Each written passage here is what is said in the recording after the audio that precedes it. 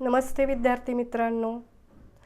रयत online school education म्हणजेच रोज online प्रकल्पामध्ये इयत्ता 12वी कॉमर्स चिटणीसाची कार्यपद्धती सेक्रेटरियल प्रॅक्टिस या विषयाच्या अध्यापनासाठी मी प्राध्यापिका काळे एस फ्रॉम धनंजयराव गाडगीळ वाणिज्य महाविद्यालय सातारा आपणा सर्वांचे स्वागत करते.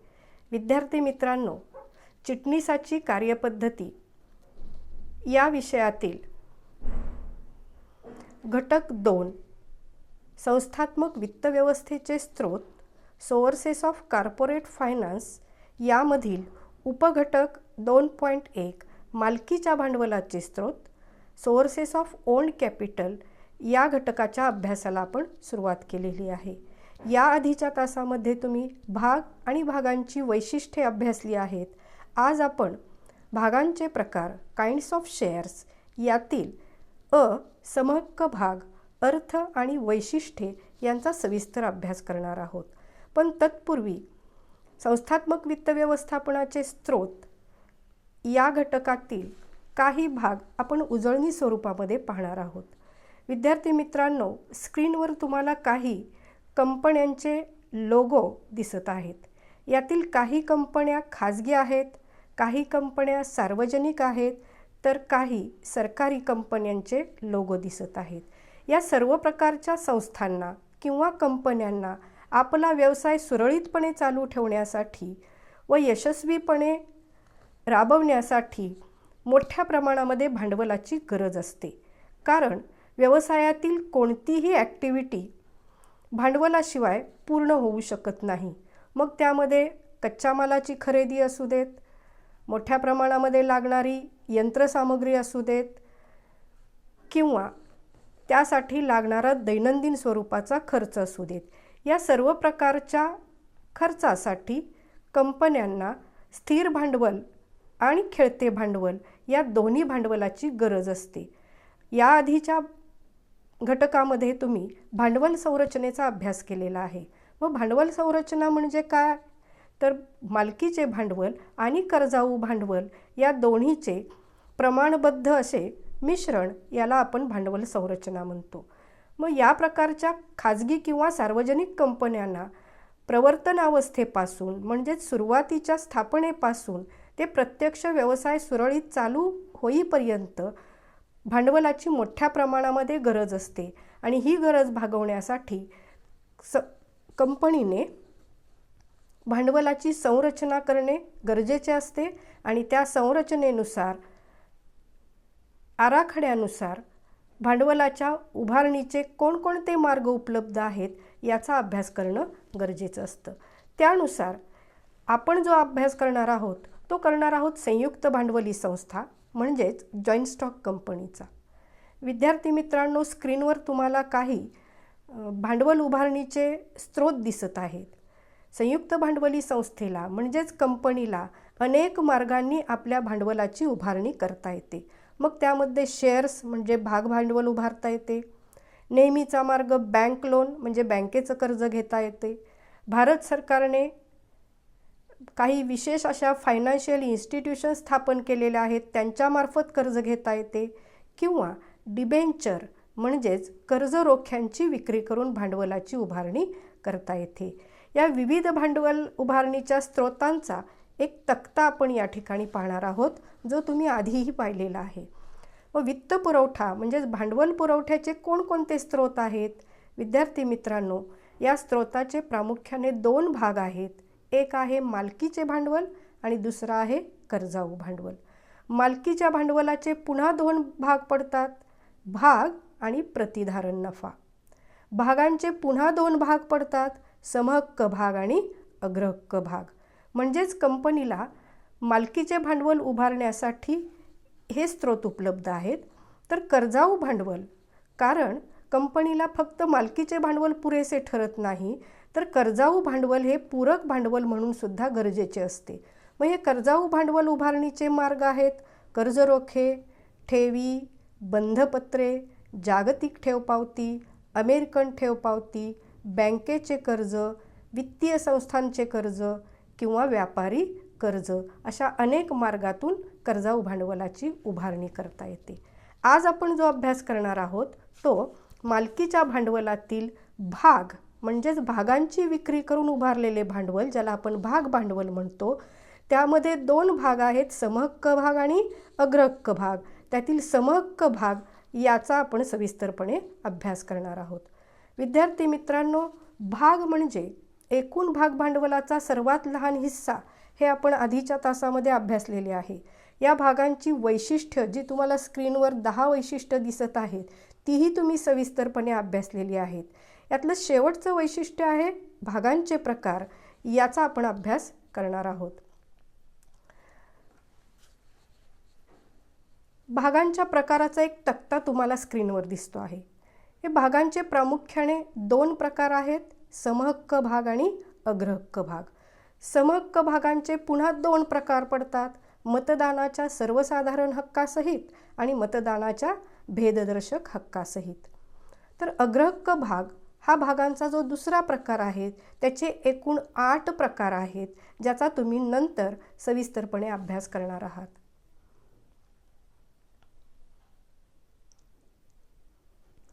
आज आपण मालकीच्या भांडवलाच्या स्रोतापैकी समहक्क भाग, ज्याला साधारण भाग असेही म्हटले जाते, तर इंग्रजीमध्ये इक्विटी शेअर्स किंवा ऑर्डिनरी शेअर्स असं म्हटलं जातं. या समहक्क भागाची व्याख्या आपण प्रथम पाहणार आहोत.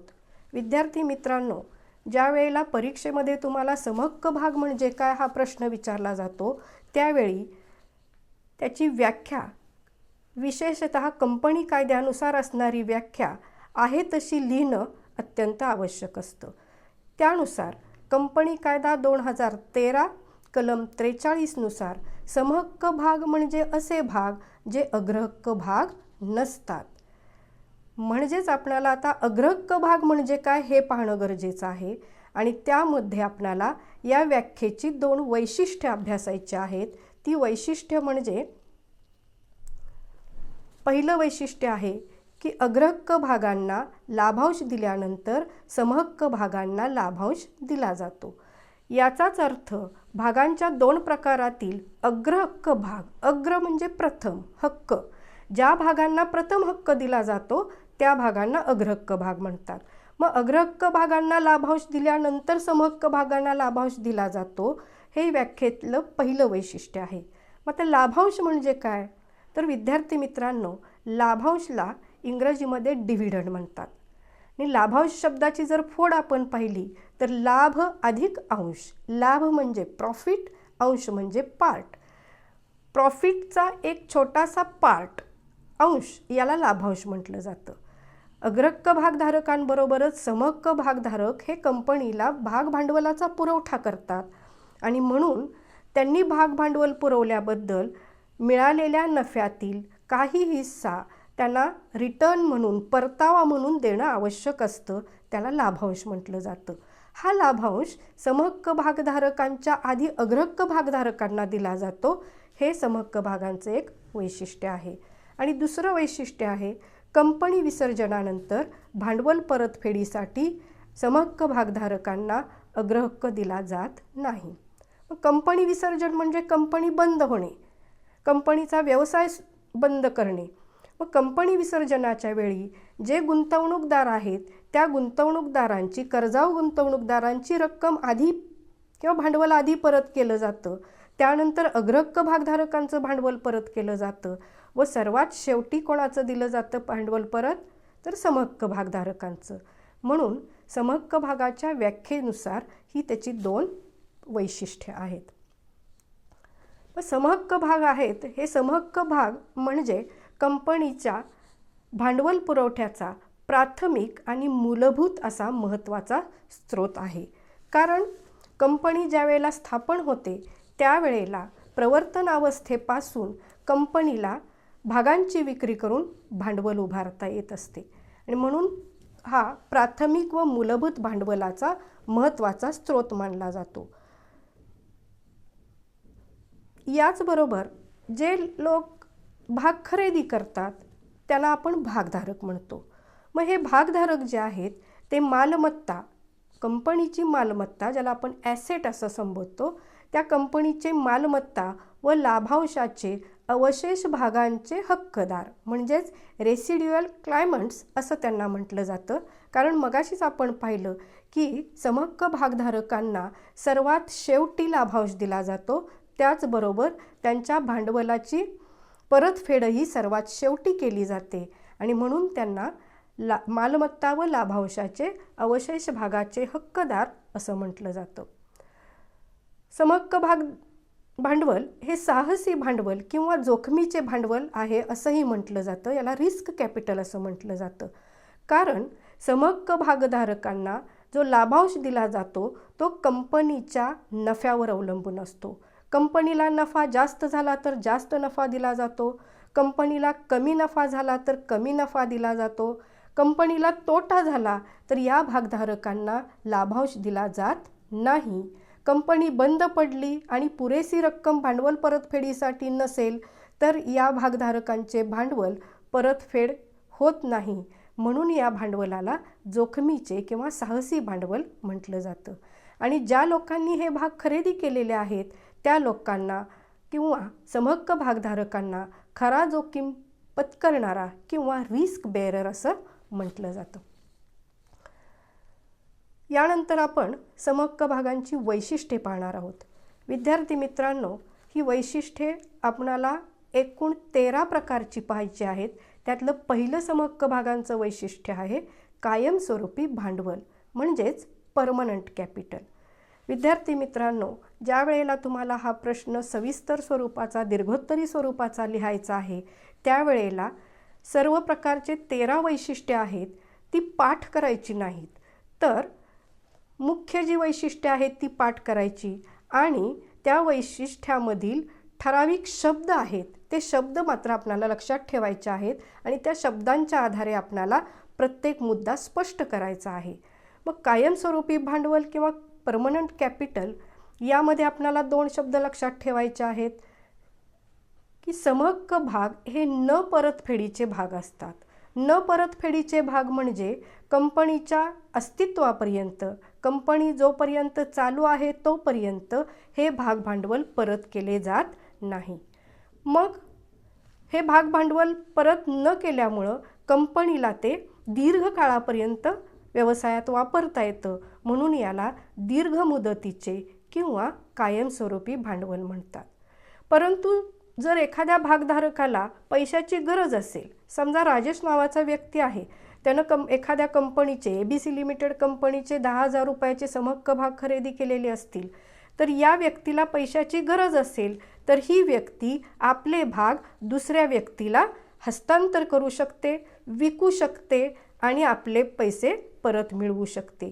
ज्या व्यक्तीला ते भाग दिलेले आहेत ती व्यक्ती भागधारक म्हणून त्या ठिकाणी शिल्लक राहते किंवा ती व्यक्ती त्या ठिकाणी भागधारक म्हणून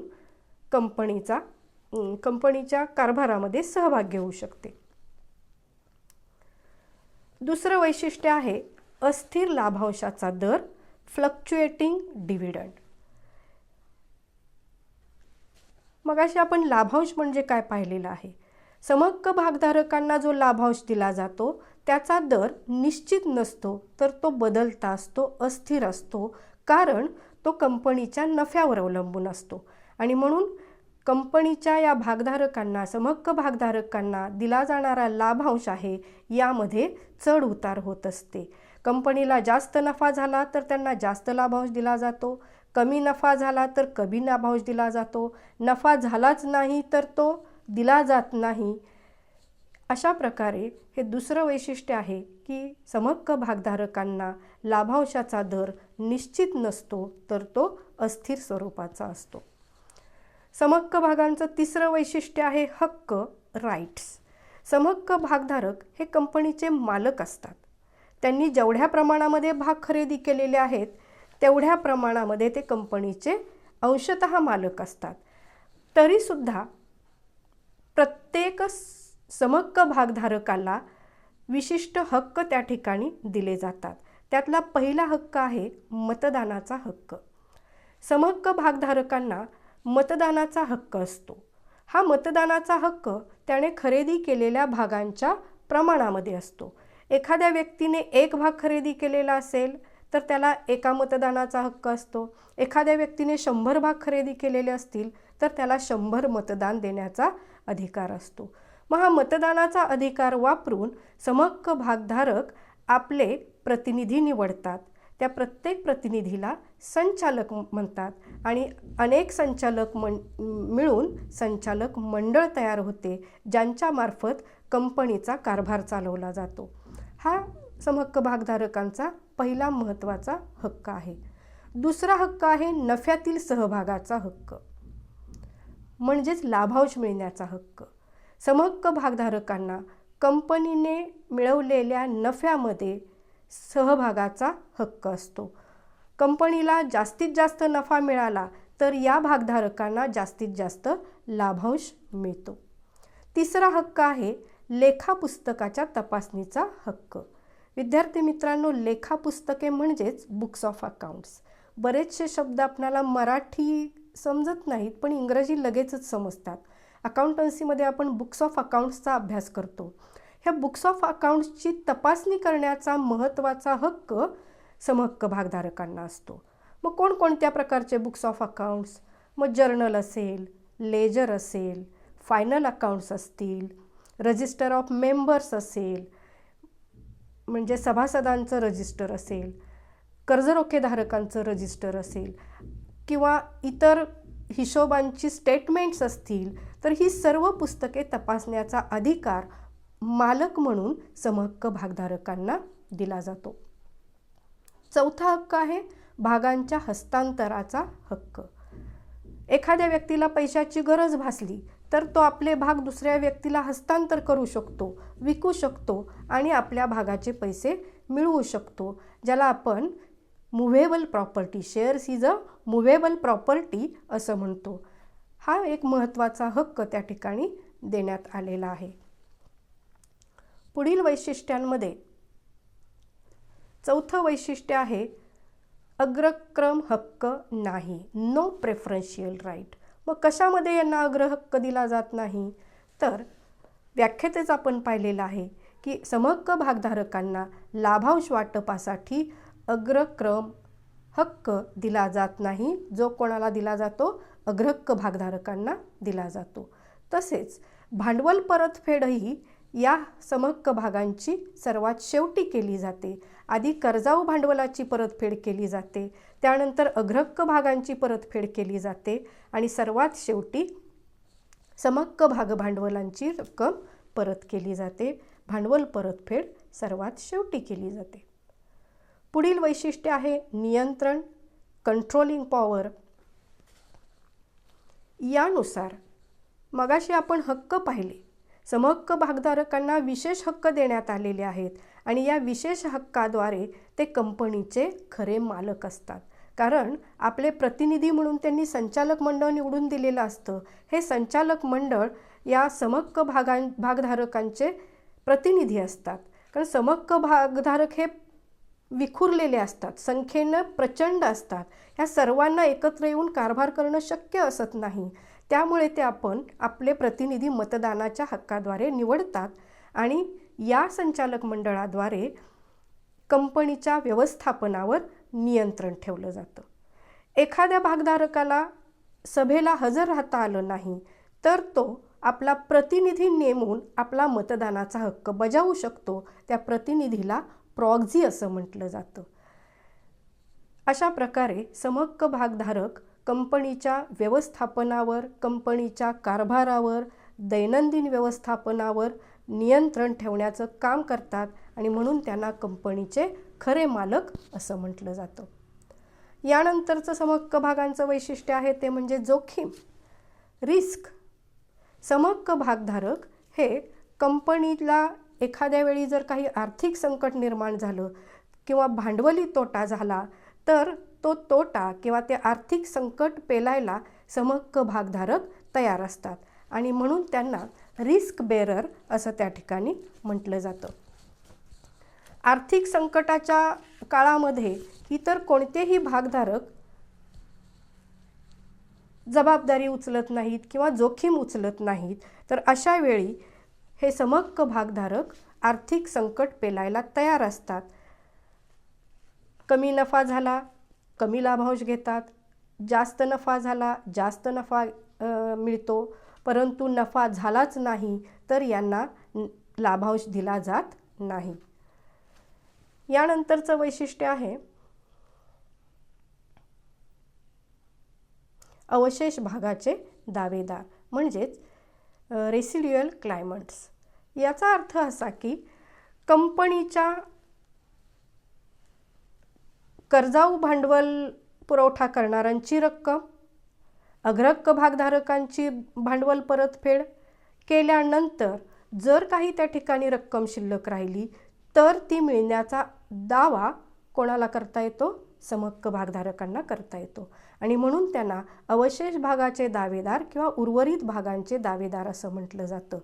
कंपनीची जी काही मिळकत आहे, जो काही नफा आहे, त्या नफ्यावर अंतिम दावा करण्याचा अधिकार किंवा हक्क हा समहक्क भागधारकांना दिला जातो. यानंतरचे वैशिष्ट्य आहे कंपनीच्या मालमत्तेवर अधिकार नाही, नो चार्ज ऑन ॲसेट्स. याचा अर्थ असा की कंपनी जेव्हा कर्जाऊ भांडवल उभारते त्यावेळेला कंपनी आपला ॲसेटचा भाग किंवा इतर स्वरूपाची मालमत्ता तारण म्हणून त्या ठिकाणी देत असते. जर कंपनीनं हे भांडवल परत करता आलं नाही, समजा कंपनीनं बँकेचं कर्ज घेतलेलं आहे आणि ते कर्ज कंपनीला जर त्या ठिकाणी परतफेड करता आली नाही तर कंपनीनं जी काही मालमत्ता तारण म्हणून बँकेला दिलेली आहे ती तारण मालमत्ता बँक विकते आणि आपले भांडवल परत घेते किंवा आपण दिलेले जे काही कर्जाऊ भांडवल आहे त्याची रक्कम परत घेऊ शकते. परंतु समहक्क भागधारकांना मात्र अशा प्रकारे कंपनीच्या कोणत्याही मालमत्तेवर बोजा निर्माण करता येत नाही किंवा ती विकून आपले भांडवल किंवा भांडवलाची परतफेड घेता येत नाही. हा एक त्या ठिकाणी कंपनीचं वैशिष्ट्य आहे. पुढील वैशिष्ट्य आहे अधिक लाभांश किंवा बोनस भाग, बोनस इश्यू. बोनस इश्यू किंवा बोनस भाग म्हणजे काय तर कंपनीनं दरवर्षीच्या नफ्यातून काही ठराविक रक्कम बाजूला काढून ठेवलेली असते, त्याला राखीव निधी म्हणतात, रिझर्व्ह फंड म्हणतो आपण. ह्या राखीव निधीची रक्कम वर्षानुवर्ष साठत जाते आणि ज्या वेळेला कंपनीला भांडवलाची गरज असते परंतु कंपनीला कर्जाऊ भांडवल घ्यायचं नसतं कारण त्यावर व्याज द्यावं लागतं, अशा वेळेला कंपनी हा साठवून ठेवलेला जो काही राखीव निधी आहे त्या राखीव निधीचं रूपांतर, राखीव निधी म्हणजेच नफ्याचं रूपांतर भागांमध्ये करतं, त्याला बोनस भाग म्हणतात. आणि हे जे भाग आहेत हे भाग फक्त समहक्क भागधारकांनाच दिले जातात आणि ते विनामूल्य दिले जातात, मोफत दिले जातात. जे कंपनीचे विद्यमान भागधारक आहेत, ज्याला इंग्रजीमध्ये एक्झिस्टिंग इक्विटी शेअर होल्डर्स म्हणतात, त्यांनाच हे बोनस भाग कंपनी देते. याला म्हटलं जातं बोनस भाग, विनामूल्य दिलेले बक्षीस असते. पुढील समहक्क भागांचं वैशिष्ट्य आहे ते म्हणजे हक्क भाग, राईट इश्यू. राईट इश्यू म्हणजे काय तर कंपनीला जेव्हा व्यवसायात वाढ करायची असते, व्यवसाय विस्तृत करायचा असतो, नवीन एखादा त्या ठिकाणी प्रकल्प सुरू करायचा असतो, अशा वेळेला कंपनी नवीन भाग विक्रीस काढते. मग हे नवीन भाग जेव्हा कंपनी विक्रीस काढते त्यावेळेला ते नवीन भाग खरेदी करण्याचं प्राधान्य किंवा हक्क समहक्क भागधारकांना असतो. त्यांनी आधी जेवढे भाग खरेदी केलेले आहेत तेवढ्या भागांच्या प्रमाणामध्ये हे भाग त्यांना खरेदी करण्यामध्ये प्राधान्य दिले जाते. अशा भागांना हक्क भाग किंवा राईट इश्यू असं म्हटलं जातं. हा अधिकार फक्त समहक्क भागधारकांनाच असतो. पुढील वैशिष्ट्य आहे दर्शनी मूल्य. दर्शनी मूल्य म्हणजेच फेस व्हॅल्यू. समहक्क भागांची किंमत अत्यंत कमी असते, कमी मूल्य असते, म्हणजेच ते 10 रुपये किंवा 1 रुपया एवढे देखील असते. याचा एक उद्देश असतो की समाजातील जास्तीत जास्त लोकांना हे भाग खरेदी करता यावेत, जास्तीत जास्त लोकांकडून भांडवलाची उभारणी करता यावी, या उद्देशाने या दर्शनी मूल्याची किंमत अत्यंत कमी असते. तुलनेने अग्रहक्क भागांच्या किमतीमध्ये जास्त रक्कम असते किंवा अग्रक्क भागांचे दर्शनी मूल्य हे अधिक असते, जास्त असते. पुढील वैशिष्ट्य आहे बाजार मूल्य किंवा मार्केट व्हॅल्यू. कंपनीने मिळवलेला एकूण नफा किंवा कंपनीनं घोषित केलेला लाभांश यानुसार कंपनीच्या भागांचे बाजार मूल्य निश्चित होत असते. ज्या प्रचंड नफा मिळवणाऱ्या कंपन्या आहेत त्या कंपन्यांच्या भागांचे दर्शनी मूल्य किंवा फेस व्हॅल्यू समजा 10 रुपये असेल, परंतु अशी कंपनी प्रचंड नफा मिळवत असेल तर त्या कंपनीचे बाजार मूल्य कदाचित 10 रुपयांपेक्षा अधिक असू शकते. 100 रुपये असेल, 200 रुपये असेल, 500 रुपये असेल, याला म्हटलं जातं मार्केट व्हॅल्यू. म्हणजेच कंपनीनं मिळवलेला एकूण नफा आणि कंपनी देत असलेला लाभांश यानुसार गुंतवणूकदार त्या कंपनीच्या भागांची मागणी करत असतात. मग मागणी गुंतवणूकदारांची जास्त असेल आणि कंपनीनं केलेला पुरवठा कमी असेल तर अशा वेळेला बाजार मूल्य हे वाढते. म्हणजेच या बाजार मूल्यामध्ये चढ उतार होत असते. पुढील वैशिष्ट्य आहे भांडवल वृद्धी. हे समहक्क भागांचं शेवटचं वैशिष्ट्य आहे, कॅपिटल ॲप्रिसिएशन. कंपनीला मिळणारा प्रचंड नफा यानुसार कंपनीच्या समृद्धीत वाढ होत असते. कंपनीला जास्तीत जास्त नफा मिळत असतो. ज्या कंपनीला जास्तीत जास्त नफा मिळतो ती कंपनी समहक्क भागांना जास्तीत जास्त लाभांश देते. यामुळे कंपनीच्या प्रतिष्ठेत वाढ होते आणि कंपनीची पत वाढली, कंपनीची प्रतिष्ठा वाढली, नफा वाढला की आपोआपच त्या कंपनीच्या भागांची मागणी देखील वाढते आणि मागणी वाढली की कंपनीच्या भांडवलामध्ये वाढ होते. हे समहक्क भागांचं शेवटचं वैशिष्ट्य सांगितलं जातं. यानंतर समहक्क भागांचे प्रकार सांगितलेले आहेत. या प्रकारांमध्ये 2 प्रकार आपण तक्त्यामध्ये सुद्धा पाहिले होते. त्यातला पहिला आहे मतदानाच्या सर्वसाधारण हक्कासहित आणि दुसरा आहे मतदानाच्या भेददर्शक हक्कासहित.